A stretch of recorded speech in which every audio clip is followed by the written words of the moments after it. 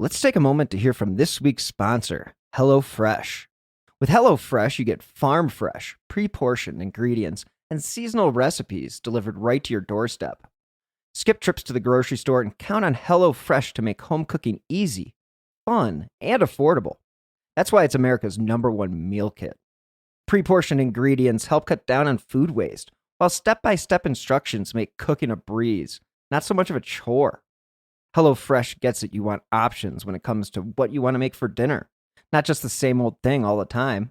That's why they offer 40 recipes to choose from every single week, so you'll never get bored, and you can always find something new to try and love. And personally, that's why I love HelloFresh, because I live alone, and it's easy for me to turn to HelloFresh for a quick and easy meal. So go to HelloFresh.com/whokilled50 and use the code WHOKILLED50 for 50% off plus free shipping. Again, go to HelloFresh.com/whokilled50 and use the code WHOKILLED50 for 50% off plus free shipping. This is America's #1 meal kit, so enjoy HelloFresh. Hey guys, I wanted to tell you about another podcast that I'm working on with Evergreen Podcasts. I'm the producer of the true crime podcast, Crime Capsule. Writer and host Benjamin Morris takes listeners deep into some of history's most compelling crimes. Each episode will provide a unique perspective on true crime as Morris interviews the authors who have written extensively about everything from the Dixie Mafia to the Thibodeau Massacre. Crime Capsule is an Evergreen Podcasts production in partnership with the History Press and Arcadia Publishing. So we will have an endless and diverse catalog of books to explore. From forgotten serial killers to advancements in DNA, I can guarantee you Crime Capsule will have an episode for everyone. If you're looking for a new show to listen to during the holidays, then download Crime Capsule today at killerpodcasts.com or on Apple Podcasts, Spotify, or wherever it is you find your favorite shows. Crime Capsule is part of Killer Podcasts, the new true crime network from Evergreen. Please join us every Thursday for new episodes. Crime Capsule. History so interesting, it's criminal.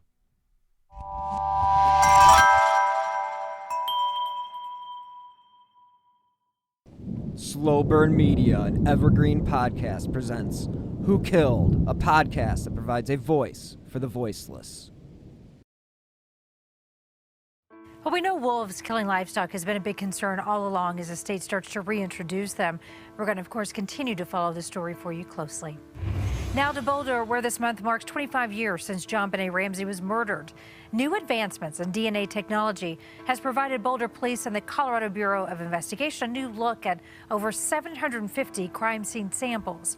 Possible suspects are being run through the system all over again. DNA is one of the leading tools for investigators in this case, and advancing technology could help them get closer to a killer. To this date, her killer remains unknown. It's a story that is infamously mysterious. A 6-year-old girl murdered in her home the day after Christmas. 25 years later, the case of JonBenet Ramsey remains unsolved. But new advancements in DNA technology may finally be able to provide some answers. Kelsey Kernstein is here with us right now with an update on the case. Kelsey? Well, Adrian, I think so many of us remember the JonBenet Ramsey case. The 6-year-old beauty queen found dead in her basement, like you said. The case ruled a homicide. No one ever charged. Now, 25 years later, that could all change with the help of new DNA technology.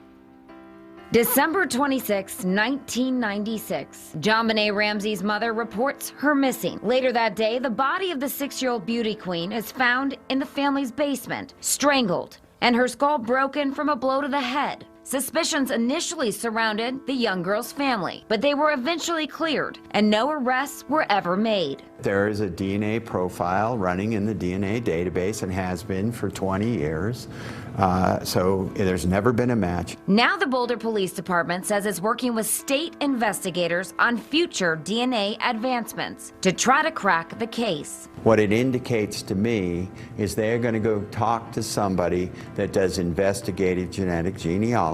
While the Boulder Police Department is not offering specifics on how it's using DNA technology in the investigation, University of Virginia chemistry professor James Landers tells News Nation that advances in the area of touch DNA may be helpful. Small amounts of DNA left behind when an attacker touches a victim. That technology in the last 10 years has improved to the point where you don't need as much DNA as you did 2 decades ago. Landers also says that if DNA from a crime scene doesn't match any DNA in existing databases, investigators can also use technology to match it to a person's relative, like a parent, child, or sibling. Linking a profile to a particular family, in other words, you don't have the exact person, but you've got somebody who's either a brother or a cousin or a second cousin.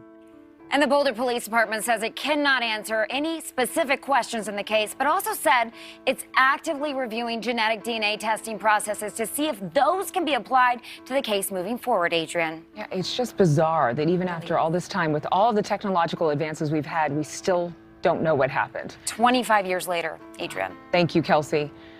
Thank you so much for watching. Make sure to click on the red subscribe button below so you can get more of News Nation's fact-driven, unbiased coverage. Hello and welcome to episode 148 of Who Killed. I am your host, Bill Huffman, and this is a Slow Burn Media and Evergreen podcast production. On this week's episode, we'll be wrapping up my conversation with the captain about the infamous JonBenet Ramsey murder, and the fact that it's been 25 years since the case first hit the headlines. We'll talk about what we hope to see in 2022 and talk about potential suspects as well as what we would like to see with the new DNA advancements. So let's just jump into my conversation with the captain, and hope you guys had a great holiday and have a safe New Year's Eve. And so to me, once I became a student or once I became a teacher, no matter what my student looked like, I was viewing them as a student. So, you know, I don't know how else to say this without being so blunt. I don't look at when people say that they were sexualizing her, I don't look at them as sexualizing her, but I have no attraction to a 6-year-old kid. No. Absolutely not. So I understand, like, oh yeah, maybe she's, the dresses weren't like super revealing or anything, and yeah, they put on a little bit more makeup, but is it to put on more makeup? It's not like you're putting makeup on your child to go to school. You're putting on makeup for them to be on stage. We do this if you're in a musical. Sure. You do. So I don't know. Like, I think people put a lot of fault into that. And yes, you're putting your kid into like a weird realm where maybe there are some sickos that go around and watch these things. But there's sickos everywhere. There's literally sickos every day driving around schools, looking for that lone sheep, Yeah. So I don't know how much weight I put into the whole, that some of this is their fault because they're putting her in this position, because we don't know if the pageants had anything to do with her death. No, and that's a good point, because they became the media lightning rod.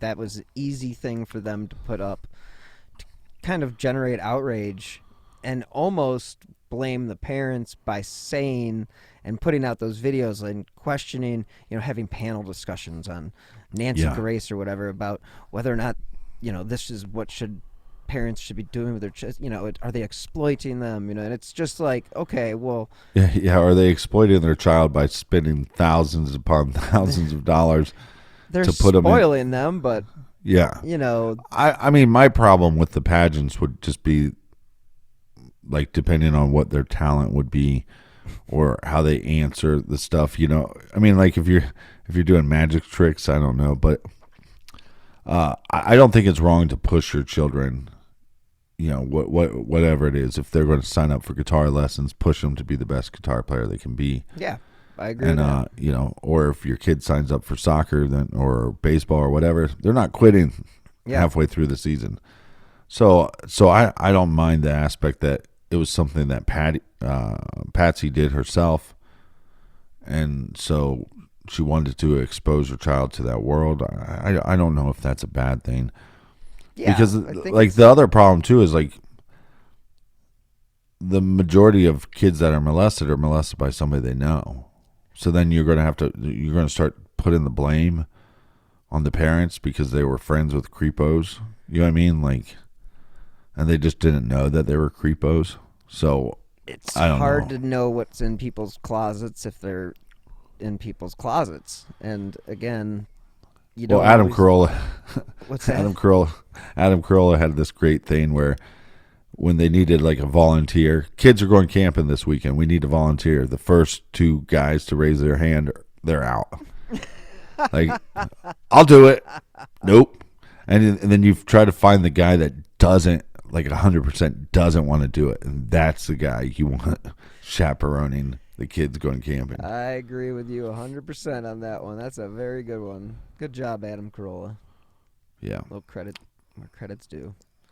Yeah, I think the one thing that is interesting, you know, all this focus on the parents for like a year. I mean, basically, it's still a question. I mean, they're, you know, doing all these writing analysis in 1998, and they've ruled out John, but they haven't ruled out Patsy. And it's like, well, okay, well, there's a great another headline that the media can run with that basically they're not really saying that it's her handwriting. They're just saying they can't rule it out, and therefore it becomes a freaking, you know. Well, I mean, that's true and untrue. So they rule John out of writing the note.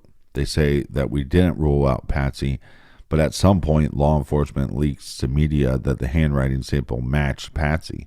There's still people that believe, like, well, how do you explain the ransom note? I mean, I'm ever since we did these episodes, I mean, once a week I have somebody arguing with me about JonBenet Ramsey, and they go, well, how do you explain that the handwriting samples matched Patsy? I'm like, they didn't. That's just the information that you heard. You know, they actually matched more his business partner, and I loved his thing. Like, I mean, he did like, I don't know, over 10 handwriting samples. Well, the more you do, the more likely you're going to match, because they're going to take a cumulative of everything you've done. Mm-hmm. So she didn't match, period. Yeah. I can't remember what the actual numbers was, but once they knew that she didn't match is when law enforcement leaked that she matched. And that's the thing too. It's like sometimes with these cases, if you hear a piece of information, you can't get that out of your head. Yeah. So if I can feed that information first to everybody, you're not going to be able to get that out of your head. And so in a sense, it could help them, you know, prosecute people that shouldn't be prosecuted. So she didn't match the handwriting sample. John didn't match. I think the ransom note makes it so confusing. There's also a thing in the CBS report where they claim that they can hear Burke in the background, and that the parents claim over and over, we don't think Burke was up at the time. So they call 911, and at the end of the call, it sounds like a little kid going like, what happened? What's going on? And they're like, we're not talking to you right now, or something like that. And they think, like, a lot of people have jumped to the conclusion, oh, well, kids, Burke did something bad, so they're telling Burke, we're not talking to you right now. You know how many times my parents have been on the phone when I was little, and they said, I'm not talking with you. I'm not going to talk to you right now. I'm not discussing this with you right now. So there's something pressing at the moment. Your sister is dead, or no, missing at this point. Right. And so I think that's the other thing too, is the Patsy and John basically say that those next 3 days are blurs. Yeah. And when they try to remember like the timeline or the events, they can't. It's all a blur, because once they find their child dead, it's almost like all those memories just like mashed up together. And that's a reasonable explanation. So there's constantly times where people are trying to throw them under the bus, and they're going, wait a second, we don't know the information, because all that is a blur. Like when they've asked him, like, well, then, because look, I couldn't tell. If you asked me last Tuesday, what did I eat for lunch? I don't know. That doesn't mean I was off killing somebody. I just don't know what I ate for lunch. I don't know what I had for dinner. I don't know if I watched TV that, so I think these people that expect the Ramseys or whoever's involved in these crimes to remember every single detail and which it happened and what order it happened in, that's ridiculous. So look, and I think what the parents were trying to say is, okay, if Burke was up, we told everybody that he was asleep. We think he was asleep. Well, it was almost like when the 911 call came out and you kind of hear maybe somebody that is Burke on the phone. Everybody's like, oh, we got him now. Yeah, you see it in the report, in the reporting in the media. It's 1998. John, audio enhancement shows that Burke was heard in the background, and the Ramseys originally claimed that Burke was asleep, and this must mean something. It's like, right. Well, Spetzel, or does it mean they misremembered, or just lots of stuff was going on at that time. I'd be a little freaked out too, and I don't know if I would remember that, especially when there's just such trauma going on. I mean, Spetzel gave me a good example. It's like, eyewitnesses are, because of the fact that, dude, tell me the last, you bump into somebody at the mall yesterday, tell me what he looked like. It's just right. like, now, of course, malls don't exist anymore. It'd be like more like, hey, you bumped into somebody at Amazon or whatever. Right. I don't know. But I went to the mall yesterday. It was very strange. Did you really?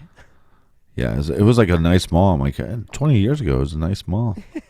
And now it's like half the stores are closed, and just it's terrible what's happened with the malls. But yeah, the thing about the ransom note that always gets me is the fact that it's 2.5 pages long. Yeah, what and the essentially, hell are you doing? Writing 2.5 pages worth of material. Yeah, and essentially, it was written on paper and pen that they believe came from the house. Yes, they believe it was Patsy's notebook paper, I think it was, or something along those lines. But that's the thing too, is like, if you believe that it was somebody close to the house, or close to the family, like I said, 2 days prior, they had slipped that out. Yeah, you're just there, and for whatever reason, you grab a pad, a paper, and a pen, and you go, okay, I'm going to use this. Or what I don't know if this is Nick's theory or not, but one of the things that we always kind of discussed was they went to this party. Their friends and family would have known about the party. So it's not impossible to think, because the house was so big, that the person came in while they're at the party. That is something that I think is really likely, because of the fact that there's no forced entry. There's no way that they could have come in through that door like we talked about earlier. I mean, the cobwebs were in the window in the basement. Nobody entered that way. Right. I imagine that if this person was a family friend, that he did exactly that he was laying in wait. And he could have easily been in that cellar where she was found. Right. Because it was a big house, and it was they did just have it. If you're a family friend, you know stuff about the home. So yeah, from my reports, 27 keys that they had no clue where they went. 27 keys. Because they had gardeners, cooks, they had maids. That opens up so many doors, pun intended, but also law enforcement. There's people in law enforcement that state there was doors open or unlocked when they got to the house. Yeah, there was one door that was unlocked, and hey, I think it It's was an one of eight those that- backdoor things, Yeah.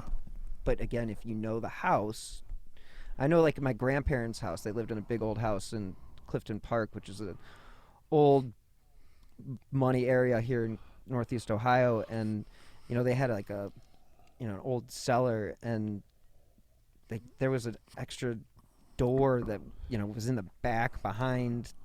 Like you wouldn't even know it was there unless you had been to that house before. Right. But you could get into the house and have free reign, and I do think that's a great thought, especially if this guy, like even if it wasn't a family friend, but somebody that was on that particular tour and kind of went on that tour because he knew that's where JonBenet lived, and that he was not just scoping out her, but scoping out where he could hide and how he could get in. Yeah. And we're possibly is there longer than a day. I mean, it's almost 8,000 square foot. I mean, that's a big house, and I don't think that's including the basement square footage. No, most I don't believe real estate counts the basement square footage. So I mean, Right. you got to imagine how much room or space there would be to hide, and you could, like you said, it could have been a couple days. I mean, Yeah. hey, take some food and whatever, but when they leave, you use the bathroom, do whatever you need to do, or Well, and there was a neighbor, and he's not talked about a lot, but that night, roughly after Patsy claimed she was in bed, he thought it was Patsy or John or somebody just up moving around. So somebody was up moving around after she's claiming that they're both in bed. right. And so doesn't mean it couldn't be her, but the neighbor he could never confirm who it was. So, but again, also, let's say you're dressed up like Santa Claus.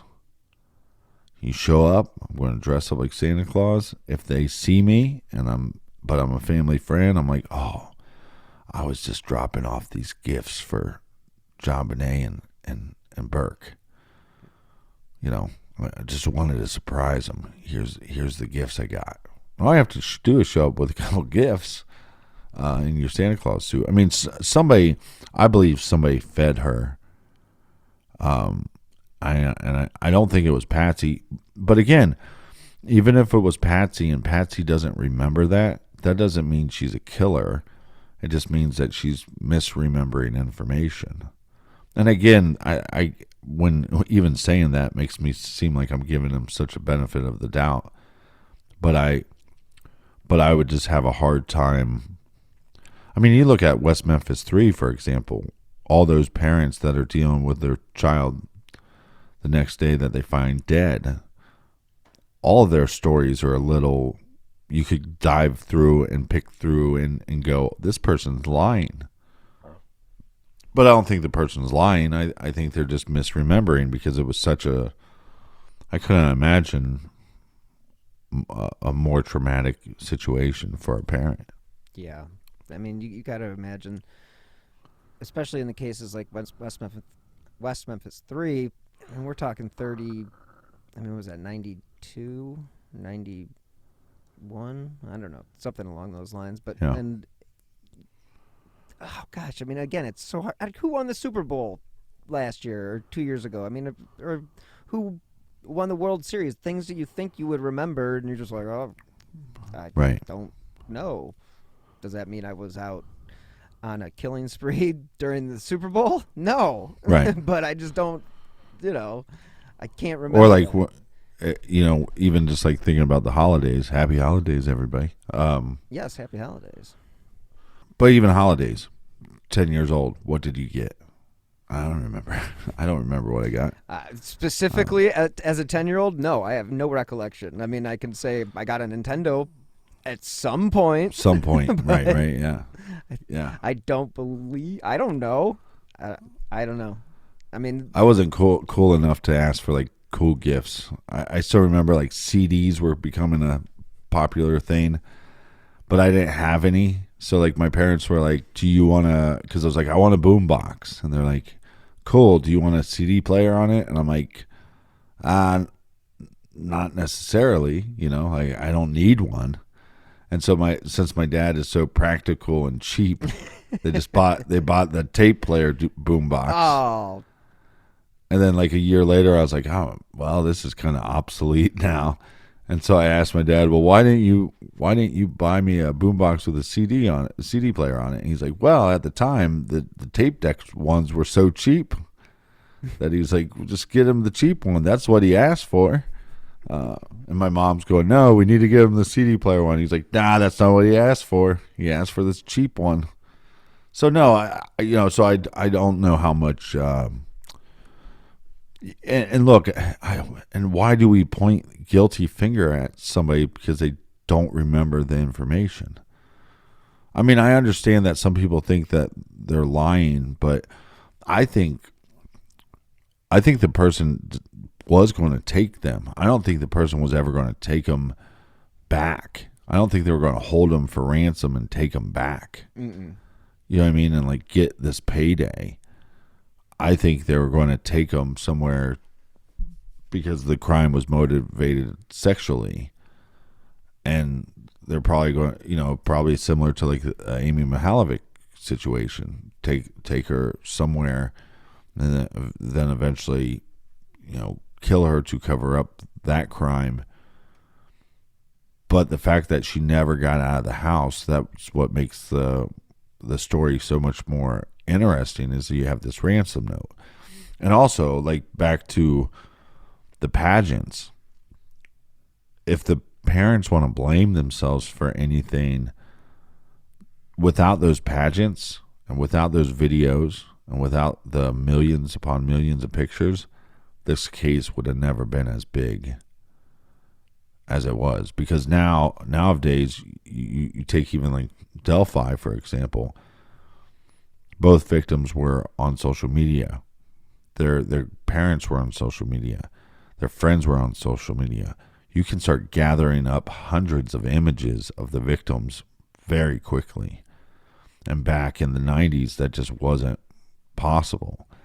And especially if the family didn't want to talk to the media, now they might have hundreds of pictures, but they're not going to share those. And also because those pageants were, a lot of those, they have photographers come and take a bunch of pictures and then say, hey, if you want these pictures, you got to pay us. Well, they have that, backlogged, and all those contestants had to sign waivers to let them take their picture. So many people were selling those images to the media. Yeah, and that's another disgusting aspect of the media and exploitation of a child, in my opinion. Especially since in the 90s, like you said, there weren't digital cameras and cell phone cameras and Instagram and all that other stuff that you can basically just, any news station can just pull any image they want for whatever. But to have like an actual video of her performing like a song and dance routine, or her in a all these different outfits. I mean, it was just like, as somebody who worked in the media, that's media gold, because you just It's content, and then you have a lot of questions about whether or not is this a smart thing to be doing with your child, and it opens up all these different avenues of discussion. But it doesn't ever really solve the case or get anywhere near a suspect. I mean, I know, like, anytime you just like Delphi, we were talking about Delphi. You could Google Delphi, and then there's going to be 10 suspects that come up.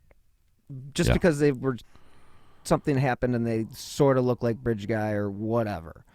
Or they're in the area. Yeah, or had ties to the area. And they put their names out there. I mean, who knows? I mean, some of these people, if they did something to a child, then who cares? They deserve to be shamed for that. But you have this other guy. I mean, you look up, the details about JonBenet, and from 2018, they had a guy who, this guy Glenn Meyer, who was apparently living across the street in somebody's basement secretly. Well, right. That's kind of disturbing, and can't imagine that doesn't at least ring some bells to investigators. And it totally backs up the theory of what you were saying about somebody being inside the house before. Well, then on top of that, the DA comes out and rules out Yes. John, Patsy, and Burke. And if you actually read that report, the DA that they're using to rule them out is a mixture.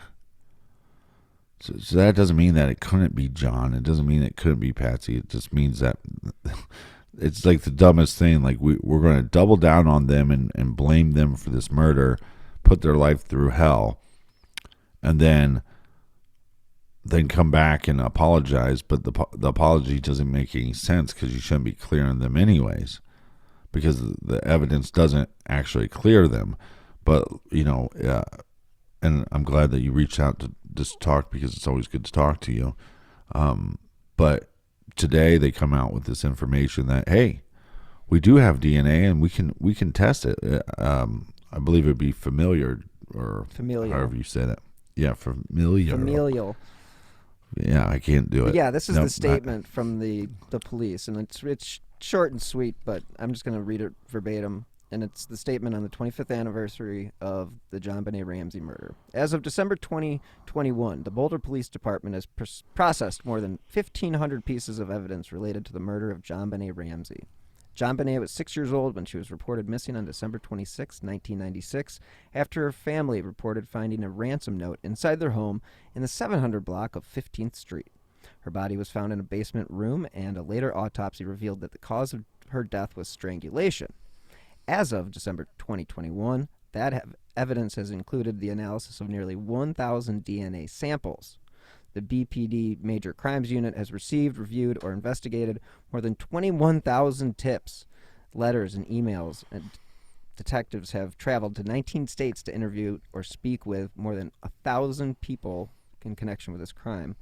But thanks to the huge advances in DNA technology, multiple suspects have been run through the system to check for matches. CBI has updated over 750 reference samples with the latest DNA technology. The Boulder Police Department works closely with CBI on future DNA advancements. Additionally, Boulder Police have worked with CBI to ensure DNA in the system can be compared correctly to DNA samples that have been uploaded to ensure accuracy. The DNA is checked regularly for any new matches. And then it goes on to state, basically, as the department continues to use new technology to enhance the investigation, it is actively reviewing genetic DNA testing processes to see if those can be applied to this case moving forward. So basically, they're just saying, yeah, we do have some stuff, and we have to kind of dot our I's and cross our T's to see if it's even applicable in this familial DNA situation. And it is interesting, though. Well, and also what Lou Schmidt, which was a detective they brought in to, yes, and he's kind of the one that started the intruder theory. I think he was wrong about it. I mean, he starts claiming that they went through this window in the basement, but like you were saying, there's cobwebs. Yep. So it's like, I think that's the window they were trying to leave out of. And I don't know why they would pick that direction. Why wouldn't you? I think the killer got spooked and decided, okay, well, I'm just going to abandon the plan and just leave. Maybe heard something in the house, got spooked, and took off. Maybe the way that they came in, or maybe even just through the front door.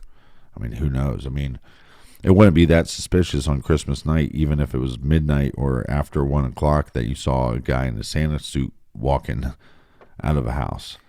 I mean, obviously nobody saw that, but what Lou Schmidt's family is doing, because he was so adamant that he had a list of people, and he said the killer is on that list, and his family, along with JonBenet's family, I think John Ramsey's involved, and I think her half brother's involved. I don't know how much Burke is involved. But they have an investigation team that they're heading up, and they're going and finding these guys and either getting them to submit samples, or they're following them around until they can get a pop can or a cigarette butt or something. And I know that they've already cleared like 30, 40 some people off his list. So I hope we get answers, but it's, I think every year that we're coming to the end, especially with like True Crime Garage, like one of the things that me and Nick talked about was like, well, I hope 2020, I mean, think about I feel like I'm jumping all over the place right now, but think about some of the cases. You never, I just go in circles. But think about some of the big cases that were solved. I mean, Golden State Killer, most people didn't think was ever going to be solved, and it gets solved. And so maybe 2022 is the year JonBenet gets solved. Maybe it's the year that we finally have charges brought against somebody in the Delphi murders. Maybe it's the Amy Mihaljevic case. That's what's kind of interesting, and we still have somewhat of our youth. So in the next 20 years, I think we're going to see a lot of big cases that people thought were never going to be solved. Yeah, I mean, we can only hope. I mean, it really has gotten to the point where a lot of these cases that we've covered, like Mihaljevic's, Brian Schaefer, you've covered, you just eventually, you hope one day you'll find an answer, but as the time goes by, you just kind of lose hope, and it's discouraging. I'm sure it's got to be way worse for John. Patsy has since passed away from cancer, and for her brother. I mean, look at her brother. I mean, he's been accused of killing his sister for the last 20 years, and it's like, all right, well, that doesn't make much sense, and he's sued everybody who's said that. So, and you have to give depositions when you do stuff like that, so you don't put yourself on the line or out there if you're guilty. So I don't buy that he is involved with this whatsoever. That's just my honest opinion. No, and I also love when people go, I saw him on Dr. Phil and he smiles funny. Like, that has nothing to do. Yeah, maybe he smiles funny because his 6-year-old sister was murdered, and it was because of that trauma, and the fact that when he went to the grocery store with his parents, he would see, Burke killed JonBenet, or Patsy and John killed JonBenet, or the fact that Patsy was accused of child molestation, John Ramsey was accused of child molestation. That is a lot to for a 9-year-old to deal with. Yeah, I mean, you want to talk about impacting your most transformative years of your life. I mean, your brain's just beginning to form, and at 9, all this stuff is coming at you. And yeah, like you said, at the grocery store, every single magazine for the next year had something about the JonBenet case. Yeah. How could he ever escape that? Or how much it was on TV, like you said. I mean, I remember when the Casey Anthony trial was happening, it seemed like it was Nancy Grace every night was talking about it, Yeah, and my girlfriend at the time, it was like every night, just hours of them just regurgitating the same shit. And, sometimes, we're fascinated with this stuff and we can't turn away. But it was like a perfect storm. A very pretty girl, a family with money, a nice area, Christmas. I think the house looking small helped the case, because I think if they would have showed a mansion, it might have not blew up. But like you said, the content that they had, the amount of pictures, and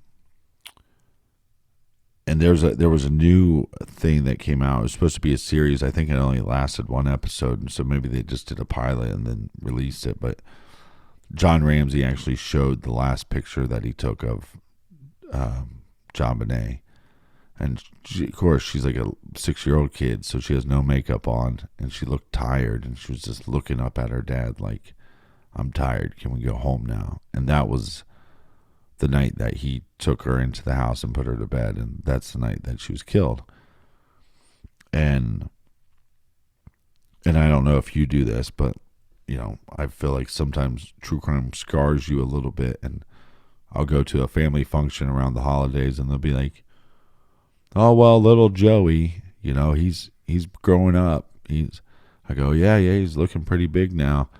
How old is he? 6 or 8 or 10 or 12 or whatever. And then I start thinking about the victims that we've covered, and oh man, you know, he's so little at 6, you know, and so little at 10, and you start, and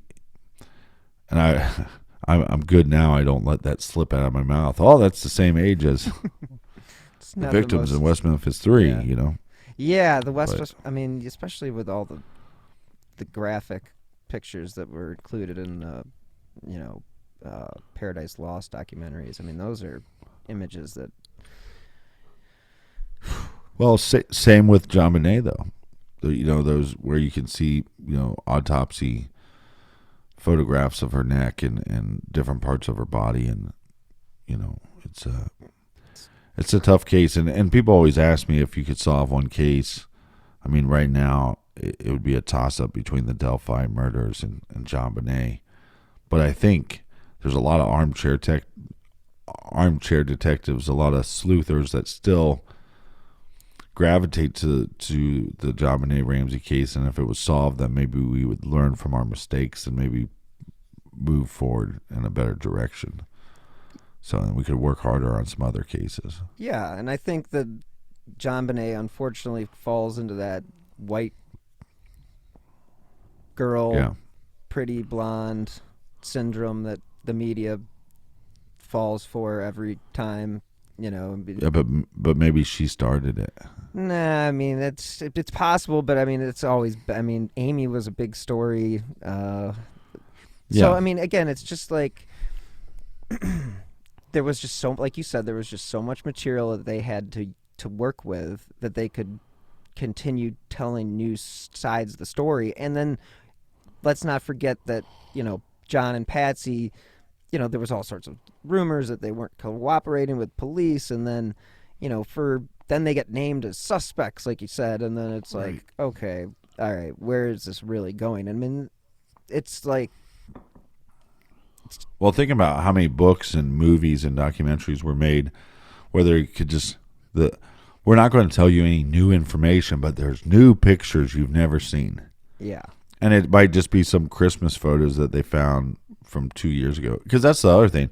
It wasn't just the pageant pictures. Patsy...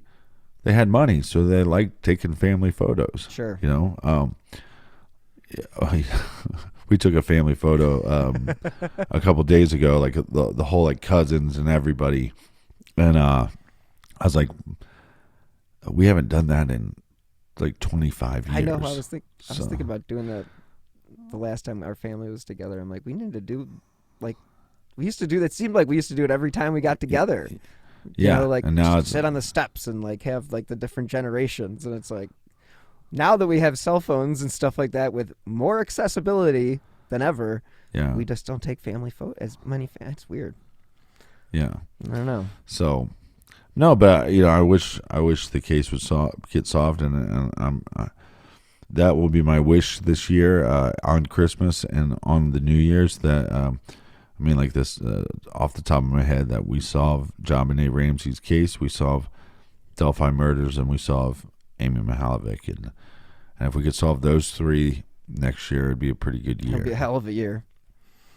Yeah. One hell of a year. So I know that you have got to roll, sir, but I thank you so much for coming on and discussing this case. I know that this case is close to your heart, and you definitely have a good perspective on it, and do appreciate you coming on, because the audience always asks after Nick is on, why wasn't the captain there? Well, because we don't like each other. Yeah, well, we like each other, but no, No, it was great to talk with you, and I hope you have a great holiday. Yeah, and you as well, and everybody else. And where can people find all your shows? Just truecrimegarage.com, and we're on Instagram and Facebook and all that stuff. But I also look forward to you. I hope we both get to hang out in Vegas this year. Yeah, baby. CrimeCon. Vegas, baby. Yeah. All right, that will do it for Who Killed JonBenet Ramsey. Don't forget to check out my new podcast, Big Mountains and Old Friends. Just started on December 28th. I will be traveling all over North America, visiting some of the best ski resorts. So join me for the adventure of a lifetime. And thank you to the captain for making time out of his schedule for this special holiday episode of Who Killed.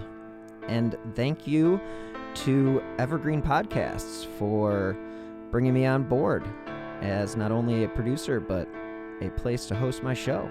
So, as you guys know, I drop new episodes of Who Killed every Friday. If you enjoy this podcast and my other shows, you can help support the podcast by using my PayPal username @WilliamHuffman3. Or you can contribute to the show via the Venmo app with my username @Bill-Huffman-3. I've said it before and I'll say it again. Every contribution, big or small, helps keep these slow burn media podcasts running.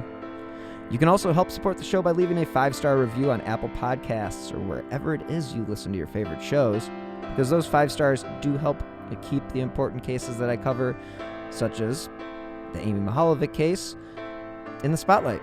So if you'd like to stay up to date on the cases that I have covered, as well as the new shows I have in the pipeline, please follow me on Twitter @BillHuffman3. Thank you so much again for listening. Please have a safe New Year's Eve. Until next time, as always, be healthy and stay safe.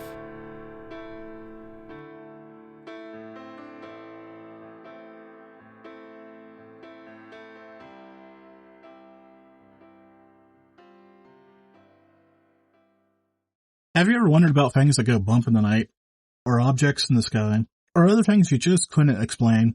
Then join me, Jim Mallard, on my podcast, The Mallard Report. Each week, you'll find engaging conversations with guests who are authors, historians, and scholars who lend their expertise as we discuss current events and venture into the fringe and paranormal. The Mallard Report hits controversies head-on, yet remains conversational, and can be found on Apple Podcasts, Spotify, and any other major podcast platform. 3 a.m., the comedy horror podcast that holds weekly gatherings around the campfire. Let me tell you what you're going to get. You're going to hear stories about demonic possessions, prison stabbings, skinwalkers, glitches in the Matrix, cult leaders, missing 411, night marchers, Operation Paperclip, Mesopotamian devil worship, and so many monsters it'll give Kanye West a runaway for his money. Pop and meme culture also aren't off topic. A camp where laughs and scares are constantly competing for first place.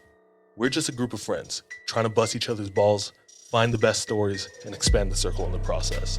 3 a.m., the comedy horror podcast not for the faint or fragile of heart. Let's go.